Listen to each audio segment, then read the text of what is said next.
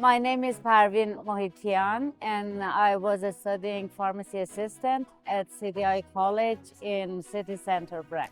I was lucky to have one of the best and supportive managers in my practicum. I worked in Midtown Pharmacy, Safeway Pharmacy, and my manager was an incredible person. He supported me not only during my practicum time, but after my practicum time.